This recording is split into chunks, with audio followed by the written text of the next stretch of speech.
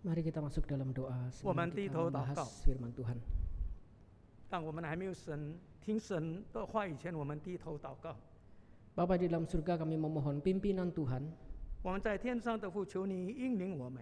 sehingga di momen yang penting ini, yaitu Jumat Agung, 因此，在你受难节的日子里面， momen yang kami itu sering rayakan setiap tahun untuk kami lewati sebagai rutinitas, 我们每一天都是按照惯例来过这个受难节。 tapi di momen tahun ini Engkau boleh berbicara bagi setiap kami. 但是在今年的受难节主，你向我们每一个人说话。 Sehingga apa yang menjadi rutinitas yang kami kerjakan ini 因此，我们本来是惯例去做的， boleh menjadi satu momen yang Tuhan pakai untuk menegur dan mempertobatkan kami. 可以成为主你责备我们，让我们可以在你面前来悔改。 Boleh Tuhan juga pakai untuk membentuk dan memperlengkapi setiap kami. 求你也塑造我们，帮助我们。 Sehingga di momen yang kami lewati secara rutinitas ini 因此，在我们所经过的这个惯例的生活里面， boleh tetap menjadi momen di mana kami itu boleh berkomitmen untuk hidup bagi Tuhan. 可以成为一个让我们可以在神的面前借此。 Karena itu kami butuh firman Tuhan, suara Tuhan. 因此，我们多么的需要主你的话， Kami butuh Tuhan itu menjamah setiap kami. 我们需要主你来触摸我们每一个人。 Tuhan menjamah pikiran dan hati kami untuk kami boleh membaca firman Tuhan dengan baik. 你触摸我们的心思意念，因此我们可以好好的来读你的话。 Tuhan menjamah pikiran dan hati kami agar kami memiliki hati seorang murid yang menerima firman Tuhan. 触摸我们的思想，让我们可以成为一个很好的听者。 Dan Tuhan menjamah hati dan pikiran kami agar kami boleh sungguh-sungguh rela menghidupi firman Tuhan. 让我们也可以在你面前节制、甘心乐意的来行主你的旨意。 Karena itu pakailah kedua hambamu yang Kau izinkan melayani hari ini. 因此，主啊，求你使用你两位仆人，你已经给我们机会来侍奉你， Baik yang membicarakan firman Tuhan maupun yang menerjemahkan. 讲道的并且翻译的。 Tuhan boleh berkenan pakai dan Tuhan boleh urapi. 主，你可以使用我们， Dan terlebih lagi Tuhan boleh pakai setiap kami. 也使用我们每一个人。 Sehingga hati kami boleh sungguh-sungguh kami persembahkan bagi Tuhan. 因此，我们可以把我们的心奉献给你。 Karena itu Bapa, berbicaralah bagi setiap kami, kami siap mendengar 因 firman 此，主 Tuhan. 啊，求你向我们每一个人说话，我们已经预备好了。 Di dalam nama Yesus Kristus kami berdoa. 奉靠主耶稣基督的圣名，我们祷告， Amin. 阿门。 Shalom Bapak Ibu yang dikasih dalam Tuhan. 主所爱的弟兄姐妹们平安。 Hari ini kita akan membaca di dalam bagian firman Tuhan, yaitu yang diambil dari Ibrani pasal yang ke-10. 今天我们所要读的经文是起自于希伯来书第10章 Ayat 26 sampai dengan ayat yang ke-31. 第26节一直到31节。 Saya akan bacakan sekali di dalam bahasa Indonesia, lalu nanti akan dibacakan di dalam bahasa Mandarin. 先用印尼文的来念一篇，然后用华语的来念一篇。 Kita akan membahas di dalam bagian ini, yaitu Ibrani pasal 10 ayat 26 sampai 31. 我们今天要思想的题目就是起自于这个希伯来书第10章第26到第31节， Dengan tema God's overwhelming grace. 就是上帝浩瀚的恩典。 Jadi bagaimana anugerah yang luar biasa Tuhan ini diberikan bagi setiap kita. 上帝那莫大的恩典，那么莫大的爱，如何的来赐给了我们每一个人。 Sebelum kita membaca di dalam bagian ini, untuk kita lebih mudah untuk mencerna bagian ini, 当我们还没有读这一段的经文以前， kita akan bagi menjadi beberapa bagian, karena bagian ini sebenarnya dibagi menjadi 3 bagian lagi. 我们要把它分成3段，因为这一段经文可以分成3段。 Di mana bagian pertama yaitu ayat 26 sampai 27 ini peringatan tentang bahaya murtad. 第一个部分就是在26节到第17节，就是在那里讲到叛教的这个危险。 Lalu dilanjutkan dengan landasan untuk peringatan tersebut. 为着要就是让这个警告有它的基础， Kemudian beralih kepada peringatan tentang tegasnya penghakiman itu. 就是一个审判是那么的确定的部分。 Nanti kita akan membahas di dalam 3 bagian ini. Sekarang saya akan bacakan ayatnya dalam bahasa Indonesia terlebih dahulu, baru nanti akan dibacakan dalam bahasa Mandarin. 我们等一下要思想这3段的这个题目，因此呢，我们先用印尼文来念一篇。 Dikatakan demikian firman Tuhan. Sebab jika kita sengaja berbuat dosa sesudah memperoleh pengetahuan tentang kebenaran, maka tidak ada lagi korban untuk menghapus dosa itu. Tetapi yang ada ialah kematian yang mengerikan akan penghakiman dan api yang dahsyat yang akan menghanguskan semua orang durhaka. Jika ada orang yang menolak hukum Musa, ia dihukum mati tanpa belas kasihan atas keterangan 2 atau 3 orang saksi. Betapa lebih beratnya hukuman yang harus dijatuhkan atas dia yang menginjak-injak anak Allah, yang menganggap najis darah perjanjian yang menguduskannya, dan yang menghina roh kasih karunia. Sebab kita mengenal dia yang berkata, pembalasan adalah hakku, akulah yang akan menuntut pembalasan, dan lagi Tuhan akan menghakimi umatnya. Ngeri benar kalau jatuh ke dalam tangan Allah yang hidup. 希伯来书第10章第26节到第31节，因为我们得知道正道以后，若故意犯罪，赦罪的机就不再有了，唯有战兢等候审判那烧灭众地人的烈火。人干犯摩西的律法，凭2、3个见证人，尚且不得怜悯而死，何况人践踏上帝的儿子，将那是他成圣之约的血当作平常，又写满施恩的圣灵，你们想他所要受的刑罚该怎么样加重呢？因为我们知道谁说主要审判他的百姓，落在永生上帝的手里，真是可怕。 Bapak Ibu dan saudara-saudari, di dalam hidup kita sebagai masyarakat, 亲爱的弟兄姐妹，我们活在一个时期里面， kita tuh perlu ada yang namanya hukum di samping norma sopan santun dan moral. 除了那个道德与礼仪的规范之外，我们需要有法律。 Karena kita tidak bisa cuma sekedar ada norma sopan santun dan moral dalam hidup kita. 因为在我们的生活里面，我们不可以单单有这个道德与礼 Yaitu 仪的 yang 规范。 mengatakan harus menghormati orang tua, tidak boleh membuli teman dan lain sebagainya. 在那边讲到，我们必须孝敬我们的父母，我们不可以与别人争斗。 Karena manusia berdosa perlu tegas ada yang namanya hukum, peraturan yang betul-betul ada sanksinya. 因为人犯罪，因此需要有一个律法是来指定他们。 Sehingga ketika ada peraturan yang jelas, orang itu melanggar, bukan hanya sekedar orang itu dijauhi temannya. 因此，如果说有违法者，他不单单是被人家所离去， Tapi ada peraturan yang tegas dan sanksi yang jelas. 但律法却有它的这个条规。 Sehingga orang itu bisa diatur bagaimana hidup di dalam masyarakat dengan lebih baik. 因此，像这样的这个人可以在他时期里面可以好好的处理他。 Dan yang namanya hukum, ada 2 hal yang harus ada agar hukum itu bisa dilaksanakan. 律法的存在必须要有2个必须存在的这个条件， Yaitu hukum itu harus adil dan pasti, baru hukum itu bisa diterima. 那就是必须确定并且公平，这个法律才能够行得通。 Adil itu berarti setiap orang itu akan diperlakukan dengan sama menurut hukum yang berlaku. 在这里讲到公平，就是我们每一个人，我们都在法律面前都是平等的。 Jadi tidak pandang bulu, siapapun dia, suku apapun dia, apapun sosial statusnya harus sama diperlakukan. 不管你是什么人，你属于什么种族，你的地位如何，在这个律法面前都是公平的。 Jadi pelaksanaannya itu berlaku secara umum. 因此，他所执行的是一个普遍的。 Kalau tidak adil hanya untuk orang tertentu saja, maka hukum tidak bisa diterima. 如果法律是适用于某一些人的话，这个法律就不能够行通了。 Tapi bukan cuma adil, hukum itu harus pasti. 不单单要公平，并且我们这个法律就是要确定。 Pasti berarti hukum itu harus jelas arahnya dan bisa dijadikan panduan. 这个法律的这个方向呢，必须要确定，因此可以成为我们每一个人的指南。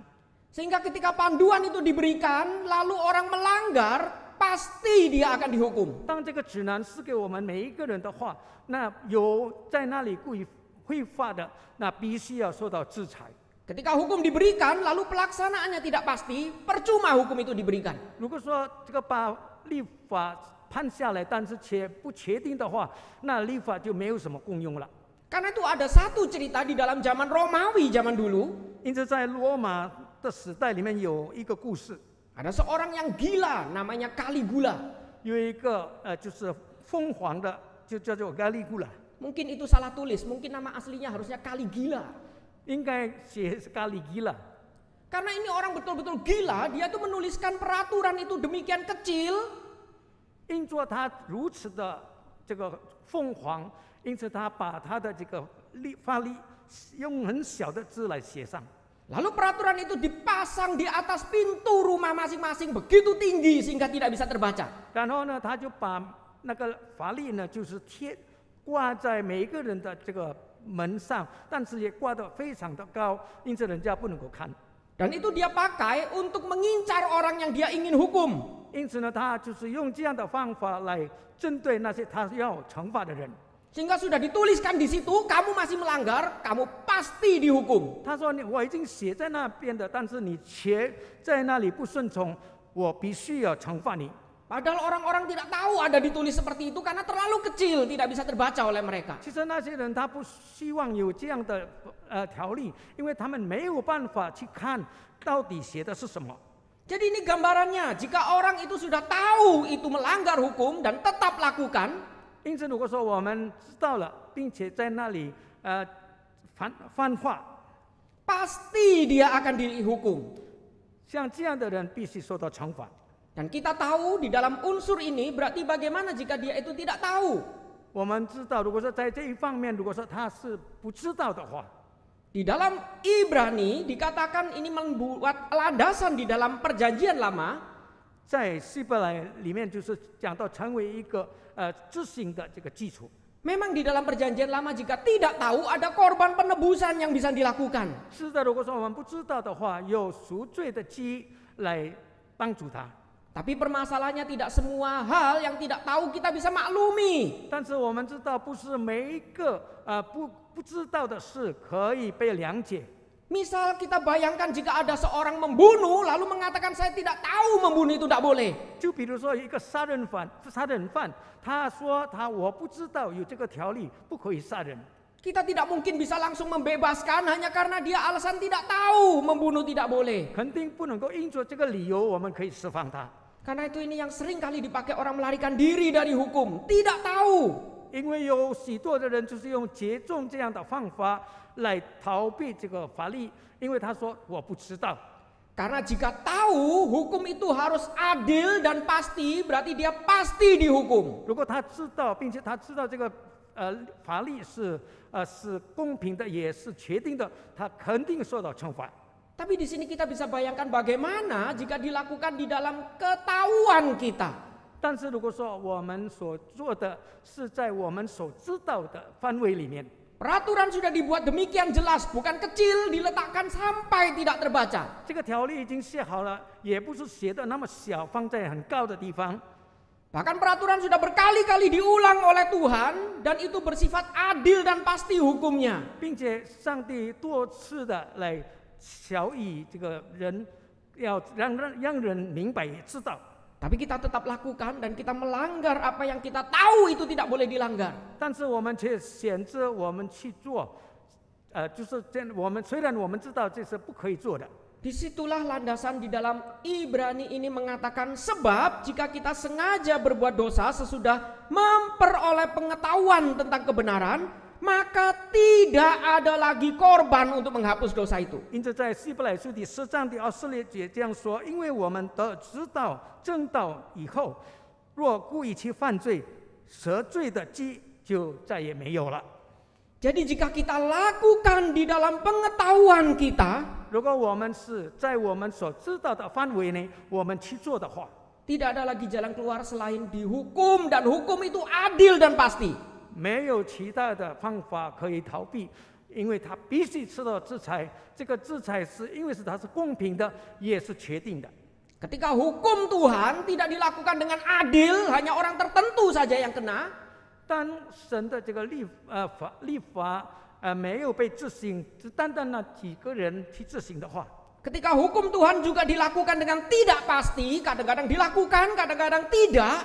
当神的立法就是不很确定的去做，有时候去做，有时候没有， maka percuma dia memberikan hukum. 因此这个立法就没有用了。 Tapi ketika hukum itu adil dan pasti dan dilakukan di dalam pengetahuan, 但如果说这个法律是确定的，也是公平的，并且行在这个知道的状况当中， tidak ada lagi yang bisa kita lakukan selain kematian yang mengerikan akan penghakiman. 我们再也没有什么理由，因为唯有我们被惩罚，并且被指使。 Itu kondisi setiap kita manusia berdosa. 因此这是我们每一个罪人的光景。 Bahkan dari awal Adam diciptakan dan diberikan peraturan yang adil dan pasti. 当亚当被造的时候，上帝赐给他一个公平并且确定的条例。 Dia tahu manusia tidak boleh makan satu buah itu saja. 他也知道人不可以吃单那一种的这个果。 Tapi dia tetap lakukan dan kematian itu sebagai hukuman. 但是他仍然明知故犯，因此呢，他必定要死。 Lalu jika tidak ada lagi jalan keluar bagaimana? 那如果说没有其他的出路的话，怎么办呢？ Harus ada yang mati. 必须要有一个人去死。 Karena itu Kristus itu kemudian dikatakan turun untuk menutupi, menggantikan setiap kita. 因此，耶稣基督从天上下来，为了要遮盖我们的罪过。 Karena hukum itu adil dan pasti, harus kematian itu ditanggung. 因为法律是那么的公平，并且是确定，因此必须有人牺牲。 Jadi jika tadi Adam pertama mewakili setiap kita, tindakannya membuat kita semua berdosa. 如果亚当因做他犯罪，让我们每一个人都成为罪人的时候， Sekarang Adam yang kedua ini menggantikan semua kita untuk dia mati bagi kita. 那是第一个亚当。现在就是第二个亚当，就是为着我们的罪死了。 Tapi dikatakan di dalam ayat 27. 在第27节里面说到。 Tetapi yang ada ialah kematian yang mengerikan akan penghakiman dan api yang dahsyat yang akan menghanguskan semua orang durhaka. 这样说到，唯有战兢等候审判的那烧灭众地人的烈火。 Berarti seharusnya kematian itu mereka terima, sekarang sudah digantikan oleh Kristus. 因此，本来这个死亡我们每一个人都必须要承受的，但是基督代替了我们。 Tapi ternyata ada orang yang menolak dan menjadi durhaka. 但是像这样的状况，仍然有人在那里拒绝。 Memang kita tahu saat itu mereka sedang dalam penganiayaan. 可能我们也知道，当时那些人正在一个被逼迫当中。 Dan penganiayaan itu tidak seperti sekarang kita kalau mengaku Kristen kita cuma disisihkan mungkin, dibilang munafik. 当时的逼迫不像现在，比如说我们在现在的状况，我们说我们是相信耶稣的人，可能我们被拒绝。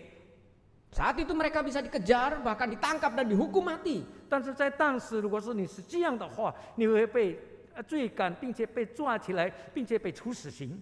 Disitulah kemungkinan besar mereka mulai mempertanyakan, betulkah kita sudah diselamatkan?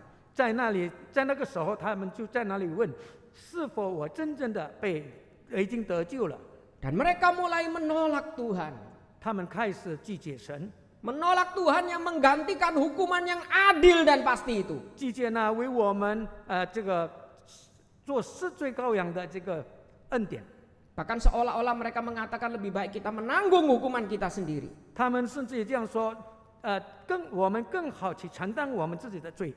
Karena itu bagian ini kemudian dilanjutkan landasan dari peringatan tersebut. 因此呢，这个继续的我们就可以看到有这个警告。 Jadi dikontraskan antara hukum Musa dengan anugerah Allah. 如果我们把这个摩西的律法与上帝的恩典很明显的来对比的话， Ayat 28 mengatakan jika ada orang yang menolak hukum Musa, ia dihukum mati tanpa belas kasihan atas keterangan 2 atau 3 orang saksi. 在28节里面说到，人干犯摩西的律法，凭2、3个见证人，尚且不得怜悯而死。 Jadi menolak hukum Musa yang tertulis saja itu sanksinya begitu berat. 因此，如果我们拒绝摩西的律法，他的这个惩罚是如此的重。 apalagi kita menolak anugerah Kristus, 那如 itu 果 lebih berat lagi. 何况我们这个拒绝了这个上帝的恩典，他的惩罚必定是更加的严重。 Karena itu dikatakan betapa lebih beratnya hukuman yang harus dijatuhkan atas dia yang menginjak-injak anak Allah, yang menganggap najis darah perjanjian, yang menguduskannya, dan yang menghina roh kasih karunia. 因此，继续在29节里面说到：何况人践踏上帝的儿子，将那是他长生之业的血，当作平常有血漫施恩的圣灵，你们想他所要受的刑罚该怎么样加重呢？ Dari awal dikatakan tidak ada lagi hukuman itu bisa ditebus oleh apapun yang dilakukan dengan pengetahuan. 在开始的时候，我们也讲到，如果说我们故意去犯罪的话，赎罪的祭就再也没有了。 Karena itu Kristus yang datang untuk mati, menebus bagi setiap kita. 因为基督来到这个世上，为了要拯救我们。 Tapi jika kita menolak ini lebih berat lagi. 但是如果说我们拒绝的话，这个惩罚将会更加的严重。 Karena yang awal kita akan mengalami kematian fisik karena melanggar hukum Musa. 因为我们违反这个摩西的律法，我们尚且要死。 Tapi yang kedua ini kita mengalami kematian total. 但是如果说我们拒绝在上帝的恩典的话，我们将永远的死亡。 Dan bagian ini dijabarkan menolak anugerah Kristus itu menjadi 3 bagian. 在这一方面可以分成3个阶段。 Dikatakan yang pertama itu merendahkan pribadi Kristus, yaitu menginjak-injak anak Allah. 第一点就讲到贬低了基督的位格，践踏了上帝的儿子。 Dia sudah turun mati bagi kita, tapi kita hina, injak-injak dia, rendahkan pribadinya. 他已经从天上下来，但是我们却拒绝他，我们却践踏他。 Dan di situ kita dikatakan itu yang kita sedang lakukan pertama ketika kita menolak anugerah Kristus. 这就是我们开始我们拒绝上帝的这个恩典的时候，我们所第一次要做的。 Seperti Matius 5 yang mengatakan kamu adalah garam dunia. Jika garam itu menjadi tawar, dengan apakah ia diasinkan? Tidak ada lagi gunanya selain dibuang dan diinjak orang. 就像在马太福音里面第5章第13节这样说：“你是世上的盐，盐若失了味，怎能叫它再咸呢？以后无用，不过去丢在外面，被人践踏了。” Berarti kata menginjak-injak ini mengindikasikan hal yang sudah tidak berguna, kita injak-injak. 因此呢，我们说的践踏这个方面，就是我们践踏那些我们认为没有用的东西了。 Berarti menginjak-injak anak Allah itu berarti kita menganggap dia tidak berguna dan kita sedang injak-injak dia. 我们在这里讲到践踏上帝的儿子，意思就是我们认为上帝的儿子是没有用的，我们正在践踏他。 Kita menganggap pengorbanannya tidak ada gunanya, saya masih susah hidupnya. Dan kita mulai injak-injak dia. 因为我们认为他的救赎对我是没有什么用，我的生活仍然是这样的痛苦，因此呢，我就当作无用，我就践踏他。 Dan bukan cuma merendahkan pribadinya, termasuk merendahkan karyanya. 不单单践踏这个上帝的位格。 Dengan kata lain kita dikatakan mengatakan najis darah perjanjian yang menguduskan kita. 同时也践踏了基督的工作，就是将那叫人成圣之业的血当作 Hukuman yang serius yang tidak bisa ditebus lagi.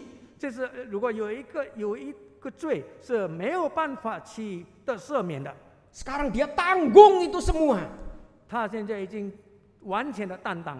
Karena itu Kristus mati bukan sekedar mati. 因此，基督不的死不是这样的随随便便。 Dia mati dengan cara yang paling mengerikan zaman itu. 他死在一个非常可怕的状况当中。 Disalib saja itu sudah sangat hina saat itu. 一个人被挂在十字架上是一个很羞辱的事。 Mereka dipamerkan, ditelanjangi untuk menunjukkan ini orang yang paling berdosa. 并且呢，把他让人在那里看，并且侮辱他。 Bahkan Allah pun akan memalingkan muka karena jijik melihat orang yang disalib. 甚至天父都会不愿意去看，因为感到是非常的污秽。Dan orang itu akan digantung sampai nanti robek, jatuh melorot, lalu ininya hancur, baru mati. 像那样的人，他慢慢的被折磨，他的身体慢慢的被吹下来，并且破碎。 Tapi Kristus bukan cuma disalib, sebelum disalib dagingnya dihancurkan. 但是基督不单单是被钉十字架，他的肉体在他被钉十字架以前，也是被鞭伤。 Bahkan ketika ada satu orang ingin membuat sebuah film yang menggambarkan peristiwa itu secara asli. 甚至有一个人，当他想去做这个真正的影片的时候， Dan menjadi sebuah film yang kemudian ditayangkan, The Passion of the Christ. 就是就把这个影片呢放映出来，就是上帝的这个所受的苦处。 Berapa dari kita yang sanggup menontonnya? 我相信有在座的弟兄姐妹有几个能够看任性的看。 Saya menonton itu sambil menangis dan membayangkan harusnya saya yang digitukan. 当我看这一部影片的时候，我流泪，我说应该是我受这个惩罚的。 Dia mati dengan cara yang tidak biasa karena dosa kita begitu berat, tidak lagi bisa ditebus. 他的死是不平常的死，因为我们的罪，他担当了我们的罪，我们所不能被赦免的罪。 Harus domba Allah yang sejati yang sanggup menebusnya. 唯有上帝的羔羊才配得这样做。 Tapi kita hina darah itu. 但是我们却贬低他， Kita menganggap tidak penting lagi. Saya masih kena masalah seperti ini. 我们认为这些都对我们没有什么意思，因为我的问题仍然存在。 Harusnya kalau Kristus itu mati menebus saya, hidup saya harusnya mulus tanpa kerikil. 那如果说基督为我们死的话，应该是我的生活是顺顺利利的。 Dengan kata lain, kalau hidup saya ada tantangan, darahnya itu najis. 那如果说我的生活还是那么多的挣扎的话，我就认为他的血是不洁净的。 Saya tidak peduli badannya hancur, saya tidak peduli mati dengan cara hina. 我不管他的身体是这么样的破碎，我也不管他是被受辱来而死。 Saya cuma mau peduli hidup saya mulus, sukses, tanpa masalah. 我单单顾念我的生活，让我的生活一帆风顺。 Ketika ada tantangan, berarti pengorbanan dia itu tidak ada gunanya. 当我们在我们的生活里面有所挣扎，他的救恩对我来说是没有什么用。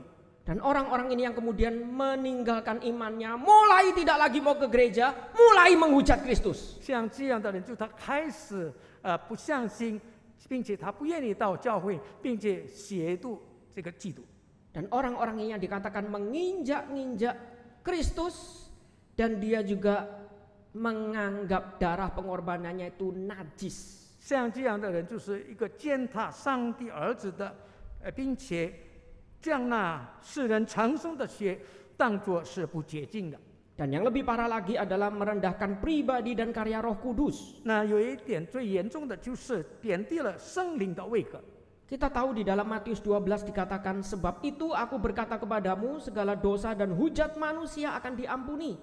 Tetapi hujat terhadap Roh Kudus tidak akan diampuni. 我们可以从马太福音第12章第31节看到，所以我告诉你们，人一切的罪和亵渎的话都可以得赦免，唯独亵渎圣灵，总不得赦免。 Lalu dilanjutkan, apabila seseorang mengucapkan sesuatu menentang anak manusia, ia akan diampuni. 接下来在第32节里面讲到，凡说话干犯人子的，还可以得赦免。 Karena yang bisa membuat kita percaya anak manusia itu pekerjaan Roh Kudus. Jadi jika kita menolak, kita masih diampuni, dimaklumi. 因为能够让我们来相信耶稣的是圣灵的工作。如果我们拒绝，我们还可以被得赦免。 Tapi kalau yang sudah kita tolak adalah Roh Kudus dikatakan, tetapi jika ia menentang Roh Kudus, ia tidak akan diampuni, di dunia ini tidak, di dunia yang akan datang pun tidak. 就像在32节说的，凡说话干犯人子的，还可以得赦免；唯独说话干犯圣灵的，今世来世总不得赦免。 Menginjak-injak Kristus dan menghina darahnya masih dimaklumi. 那些践踏上帝儿子的，并且就是贬低成圣之业的，还可以得着赦免。 Tapi kalau sudah menginjak-injak menghina Roh Kudus, dengan apa lagi kita bisa percaya? 但是如果说我们点滴了圣灵的话，那我们通过什么可以相信呢？ Disitulah dikontraskan hukum Musa yang begitu berat kalau kita langgar, apalagi menolak anugerah Kristus. 在那里就把这个摩西的律法，如果说我们违反摩西的律法，尚且要死，何况呢我们违反了拒绝了上帝的恩典。 Karena itu bagian ini kemudian dilanjutkan tegasnya atau peringatan tentang penghakiman. 因此呢，从这里我们就可以看到有一个审判的警告。 Dikatakan sebab kita mengenal Dia yang berkata pembalasan adalah hakku, akulah yang akan menuntut pembalasan. 我们都知道，就是神要亲自的来审判与报复。 Dan lagi Tuhan akan menghakimi umatnya. 神要亲自的审判他的子民。 Ngeri benar kalau jatuh ke dalam tangan Allah yang hidup. 落在永生上帝的手里，真是可怕的。 Bagian ini ditutup dengan menarik bukan? Dikatakan ditegaskan Allah yang hidup. 在这段经文里面，用一个很特别的话来做解释，就是永活的上帝。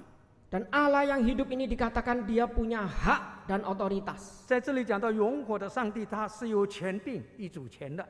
Dengan kata lain, jika kita ini dalam kondisi penuh tantangan, penuh penderitaan, ditindas orang, 换句话说，如果我们的生活充满着挣扎、被人逼迫的话， jangan menyangkal iman, karena Allah kita Allah yang hidup. 我们不要拒绝我们的信仰，因为我们的神是永活的神。 Dia mati dan bangkit bagi kita agar kita punya hidup baru bagi Dia. 他死了并且复活了，让我们每一个人相信他的人可以得着新的生命。 Dan ketika hidup baru kita ini penuh tantangan, jangan sangkal Dia karena Dia Allah yang hidup. 因此，当我们这个新的生命充满着挑战、充满着挣扎的时候，我们不要拒绝他。 Allah yang hidup berarti Dia tahu penderitaan kita. 因为我们的神是永活的，他知道我们的痛苦， Dia tahu kita ditindas. 他知道我们被逼迫， Dia tahu setiap tetes air mata kita. Dia hidup. 他也知道我们所流下的每一滴的眼泪，因为他是永活的神。 Dan Dia dikatakan akan menuntut pembalasan. 也说到神要盛宴报应， Ini penghiburan bukan? 这是一个给我们最大的安慰。 Saya kalau ditindas orang penghiburan besar buat saya bukan ketika saya balas dia. 当我被人逼迫的时候，就是一个最大的安慰，不是说我报复他。 Penghiburan terbesar kita ketika ditindas orang ketika kita tahu Allah nanti yang akan balas kamu. 因为我知道上帝要为我盛宴。 Ketika Allah sendiri yang balas, menakutkan sekali bukan?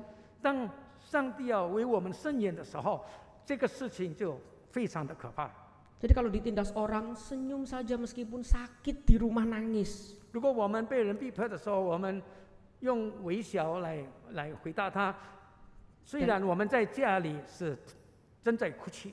Dan di dalam tangis kita ingat Allah hidup, Dia tahu air mata kita. 因此，在我们哭泣的时候，我们想到我们的神，因为他知道我们所流下的每一滴眼泪。 Dan kita lihat di dalam sejarah bagaimana pembalasan Allah. 我们从历史看到，上帝怎么样的为我们盛宴报应呢？ Romawi yang dulu menyalibkan Yesus sekarang menjadi apa? 那些罗马人以前把耶稣钉在十字架上，现在成了怎么样的人呢？ Bahkan Roma jadi pusat Katolisisme bukan? 甚至呢，罗马成为天主教的这个中心。 Allah bisa mengubah orang yang paling bejat, negara yang paling kotor menjadi pusat kekristenan. 上帝会改变那些非常败坏的国家，能够成为一个基督的中心。 Bukankah ini anugerah Tuhan? 这岂不是上帝的恩典吗？ Harusnya kita yang mati, malah kita diberikan hak istimewa Allah yang hidup yang akan membalas bagi setiap kita. 本来我们必须要受到惩罚的，我们必须要死，但是永活的神为我们盛宴。 Tapi bukan cuma itu. 不单单如此， Dikatakan Allah juga akan menghakimi umatnya. 上帝要审判他的子民。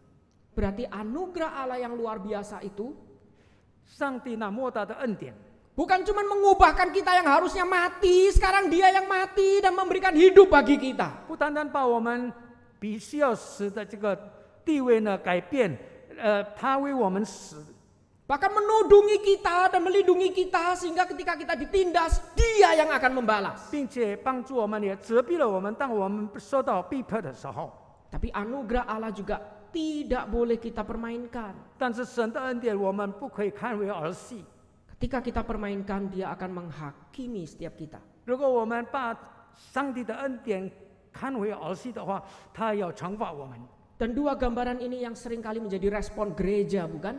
有两点我们可以看到，就教会里面的反应。 Di abad ketiga dan keempat, gereja itu menganggap peringatan ini untuk semua orang Kristen. 在第3、第4世纪的时候，这个警告是对我们每一位的基督徒。 Karena itu kalau kita membaca di dalam sejarah gereja, mereka itu saat itu kebanyakan membaptis orang itu nanti. 因此，如果说我们看这个教会的历史的话，在那个时候有一个人要受洗，他们会推迟。 Jadi kalau ada jemaat di tempat ini yang percaya kepada Tuhan, ingin dibaptis, saya katakan nanti tunggu kamu mau mati. 如果说在我们当中有相信耶稣要受洗的话，那我就告诉他，等你要死的时候，我才给你受洗。 Karena gereja-gereja saat itu takut kalau nanti dibaptis sekarang, nanti dia murtad, hukumannya lebih berat. 因为他们担心一旦受洗了以后，他叛教的话，他的惩罚是更加的严重。 Jadi kalau sudah sekarat mau mati, baru cepat-cepat dibaptis, habis dibaptis langsung mati. 因此，当一个人快要死的时候，我们快快的给他施洗，施洗了以后，他可以去死。 Tapi beberapa gereja yang lain 但是有其他的教会， menganggap peringatan ini cuma untuk orang tertentu saja. 他把这个警告是看成是对某人说的。 Karena itu orang-orang ini mulai tidak suka khotbah-khotbah yang tegas. 因为像这些人，他不喜欢有一个很这个指责我们的讲道。 Dia tidak suka datang hari Minggu ingin dihibur, malah justru ditegur untuk bertobat. 他礼拜天来到教会，他想心里非常欢喜，但是来到教会以后却被责骂。 Dia tidak suka diganggu hidupnya, dikatakan harus serius, tidak boleh menghina anugerah Tuhan. 他不愿意他的生活受到干扰， Dia maunya cuma khotbah yang mengenakkan telinga. 他喜欢那些悦耳动听的讲道。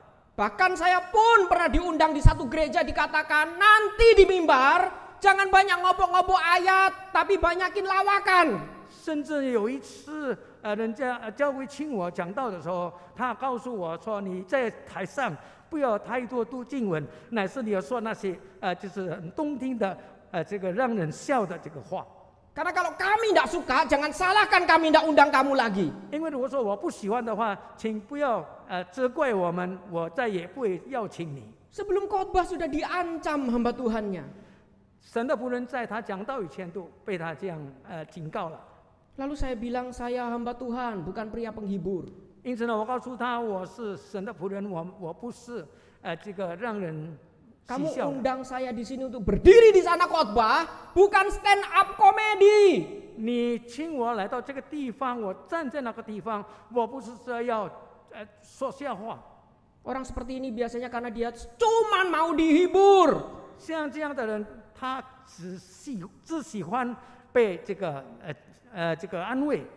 Dan dia pikir ayat-ayat seperti ini soalnya bukan untuk dia, itu untuk temannya yang jahat. 因为他知道，他认为这样的警告、这样的境界是给那些坏的人。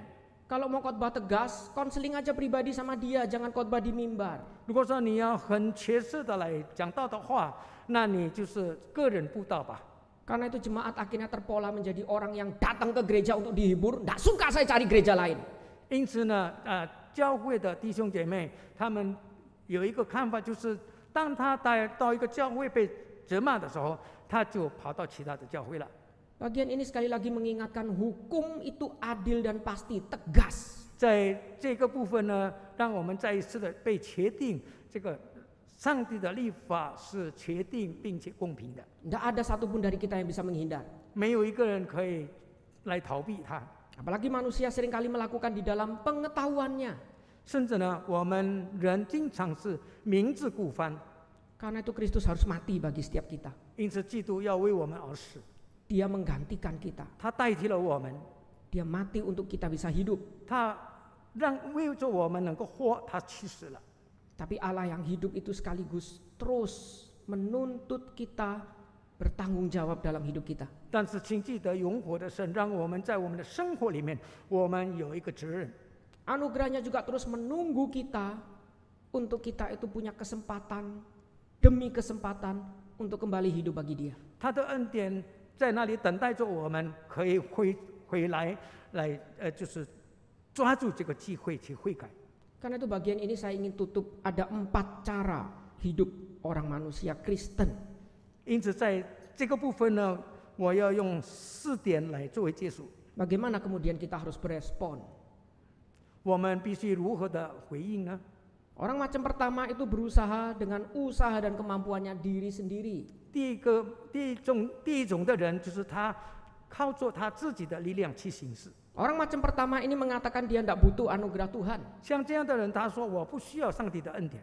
Untuk apa anugerah Tuhan darah seperti itu? Saya dengan pekerjaan kemampuan saya bisa menghasilkan uang, saya bisa hidup. 上帝的恩典对我来说有什么用呢？因为靠着我的努力，我可以在那里得着许多的财富。 Bahkan saya pernah ditantang orang seperti ini, mengatakan mana yang lebih penting, uang atau Tuhan? 甚至有人来向我挑战说，到底神跟金钱、跟钱财哪一个更重要？ Kamu di gereja mengatakan Tuhan penting, tapi lihat itu mama saya yang terbaring di rumah sakit. 你说在教会里面，你说上帝是重要的，但是你看一下我的妈妈躺在那边生病， Saya taruh di kelas biasa mencat-mencat bel, nggak ada satupun yang datang. 我把它放在就平常的这个病房，没有一个人来看。 Tapi dengan usaha dan kemampuan kita pindahkan ke VIP, baru kepencet sudah pada datang. 但是呢，我把它搬到这个 VIP 的时候，就刚刚进去就很多人来看。 Lalu dia bilang mana yang lebih penting, Tuhan atau uang? 那请问，上帝跟金钱哪一个更重要呢？ Ini orang macam pertama bukan, merasa usahanya cukup, tidak perlu Tuhan. 这是第一种，他认为他的事业是很顺利的，他不需要上帝。 Orang ini merasa ada tidak ada Tuhan, saya tetap bisa makan. 像这样的人认为有没有上帝没有关系，因为我仍然可以活着。 Tapi kalau nggak ada uang, masa saya makan Alkitab? 但是如果说没有钱的话，难道我要吃圣经吗？ Memang saya bisa jawab orang semacam ini, saya cuma bukakan korden lalu saya tanya, itu parkiran itu mobil mewah, parkiran siapa? 我怎么样回答他呢？我就打开那个门窗，就前面有一个很豪华的汽车，我问他这个豪华的汽车是谁的？ Dia bilang, ya itu parkiran dokternya, dokter mata duitan semua, mobilnya mewah seperti itu, mata duitan tidak punya hati. 那些汽车呢，它就是那些医生，那些医生那么的贪心。 Saya bilang sama dia, berarti dokternya sudah punya banyak uang bukan? 我就跟他讲，我说那个医生肯定是有许多的钱了。 Kenapa kamu di kelas biasa kamu pencet dia tidak datang? 为什么当你在平常的病房里面，你按那个按钮，他不会来呢？ Dia kan sudah kaya, tidak butuh uangmu sebenarnya. 其实那些医生本来就是很有钱的， Kamu tahu kenapa? 为什么吗？ Karena dia punya uang, tidak punya Tuhan. 因为他只有拥有钱而没有上帝。 Kamu bayangkan kalau dokter itu punya Tuhan. 你可以想象，如果说医生他拥有上帝的话， Mungkin kamu baru dari parkiran sudah diangkat sama dia. 可能你刚刚来到那个停车场的时候，他会把你接送。 Saya bilang, jadi yang mana yang lebih penting? Tuhan atau uang? 那请问到底是哪一个更重要？是钱还是上帝呢？ Dia bilang, ya sudah kalah ngomong sama hamba Tuhan. 好了，我没有办法跟你辩驳了，因为你是神的仆人。 Ini orang macam pertama kalah pun tetap tidak bertobat. 这是第一种人，虽然他输了，他仍然不悔改。 Tapi sementara ada orang macam kedua, semua diserahkan pada Tuhan. 但是有第二种人，他把一切都交托给上帝。 Jodoh di tangan Tuhan, tapi terus dikos terus, sampai tidak dapat jodoh. 我们的这个配偶是在神的手中，但是知道这个时候他仍然没有。 Rezeki di tangan Tuhan, kata pengkhotbah, ada saatnya kaya, ada saatnya miskin. Jadi diam di kos, tidak mau kerja. 如果说我们所到的恩典是在神的手中，但是他却懒惰出去，他整天就在房间里面。 terlalu beriman sampai lupa dia harus bersaksi. 他看起来好像很有信心，但是他却忘记了要去见证。 Tapi ada orang macam ketiga bukan? 有第三种这样的人， Dia berusaha pada dirinya sendiri, kalau sudah mentok baru cari Tuhan. 他开始就是用自己的力量去行，但是到了最后没有出路的时候，他才去寻找上帝。 Bahkan banyak gereja juga seperti ini. 甚至有许多的教会也像这样的光景。 Bikin program, pikirkan strategi, kalau sudah mentok jumlahnya dikit baru berdoa. 在那里就是制造许多的这个节目，但是到最后呢，人数还是很少，因此他们才来到上帝面前来祷告。 Bikin event, nggak pernah tanya Tuhan, tapi begitu target tidak tercapai, doa minta Tuhan penuhi target. 他做一些的事情没有达到目标的时候，他就来到神的面前来祈求。 Saya percaya Tuhan mati bukan untuk memberikan hidup yang seperti ini. 我相信上帝的死并不是给我们像这种样的生活。 Harusnya kita mati, tapi dia menggantikan untuk memberi kita hidup yang keempat. 本来我们必须要死的，但是他代替我们去死，因此我们也可以活到像第四种人的这个生活一样。 Yaitu di dalam setiap tindakan kita sekarang lakukan di dalam Kristus. 再就是我们每一个行动，我们都行在上帝的旨意里面。 Saya tahu kadang-kadang pengorbanan Kristus bukan berarti meniadakan masalah hidup. 我知道上帝的牺牲并不是说我们可以免去一切的问题， Tapi pengorbanan Kristus memberikan kita kekuatan menghadapinya. 上帝的这个牺牲让我们可以有能力、有力量，也面对一切的挑战。 Harusnya kita bangga. 我们必须感到自豪。 Pernah ada orang mengatakan, kenapa kamu hidupnya sama susahnya, tapi kamu nggak bunuh diri? 曾经有一个人这样说：“你活着这么辛苦，跟别人一样，但是为什么你不去自杀呢？” Karena saat itu waktu saya jadi guru ada satu murid yang saya konseling lalu dia nangis. 因为当我做老师的时候，有一个弟兄来跟我 Dia 谈 mengatakan kamu 话 nggak mungkin tahu masalah hidup saya yang begitu berat. 他告诉我：“你不可能知道我的生活的挣扎是如此的沉重。” Begitu saya bilang semua orang Tuhan izinkan punya masalahnya masing-masing. 我告诉他，上帝允许让我们每一个人都承担着自己的沉重的代价。 Jadi sekarang izinkan saya cerita dulu masalah saya, biar kamu tahu kita sama-sama punya masalah. 因此呢，我把我的问题摆上，让我们知道我们都有问题。 Ketika saya ceritakan, dia diam tidak jadi nangis, dia cuma berkata satu hal. 当我告诉他我的经历的时候，他在那里静静的听，并且在那里哭泣。 Ternyata hidup Bapak lebih kasihan, kenapa Bapak nggak bunuh diri saja? 最后呢，他说：“你的生活比我更糟糕，为什么你不去自杀呢？” Ini udah susah, saya konseling, saya disuruh mati sama dia. 我辛辛苦苦的跟他就是讲了那么多的话，最后呢，让我要去死。 Tapi saya digerakkan Tuhan, saya cuma bilang sama dia satu hal. 但是最后上帝感动我，我跟他说了一句话： Kamu tahu apa bedanya kamu sama saya? 你知道吗？你跟我有什么区别吗？ Kamu tidak punya Tuhan. Saya 你 punya 没有 Tuhan. 上帝，我有上帝。 Kita sama-sama pikul salib. 我们同样的一起来背十字架。 Kamu pikul sendirian, saya ada orang yang memikulnya bersama saya. 你是自己担这个十字架，但是呢，我有人帮助我来背这个十字架。 Itu yang membuat saya sanggup senyum bahkan ngajar kamu, konseling kamu. 这就是为什么我可以微笑的跟你说话。 Jadi sekarang kamu yang pilih hidupmu. 因此呢，你自己选择你的生活。 Kamu mau tetap seperti itu, suatu saat kamu benar pasti bunuh diri. 如果说你仍然这样的生活，终有一天你会自杀。 Atau kamu mau coba datang hidup koram deo di hadapan Tuhan. 或者呢，你来到神的面前，在那里有一个就是向他诉说你的苦处， Percaya kepada dia bahwa kamu tidak bisa selesaikan masalahmu. 相信他，也知道你不能够解决自己的问题。 Tapi Allah yang hidup itu yang punya otoritas membalas, tapi anugerahnya juga tidak bisa dipermainkan. 但是永活的神，他有权柄来报复，但是他的恩典却不可以被忽略。Dan bukankah itu jadi saat kita itu mempresentasikan Tuhan dalam hidup kita? 这岂不是我们在我们的生命里面，我们怎么样的这个表示我们上帝在我们身上的作为呢？ Jadi sekali lagi anugerah Tuhan, kematian Tuhan bukan meniadakan masalah hidup. 因此这一次我说，上帝的恩典并不是说让我们的生活一帆风顺， Tapi memampukan kita hidup bagi Dia. 那是让我们可以为他而活。 Maukah kita hidup bagi Dia? 是否我们愿意为他而活呢？ Mari kita tundukkan kepala kita berdoa. 我们低头祷告。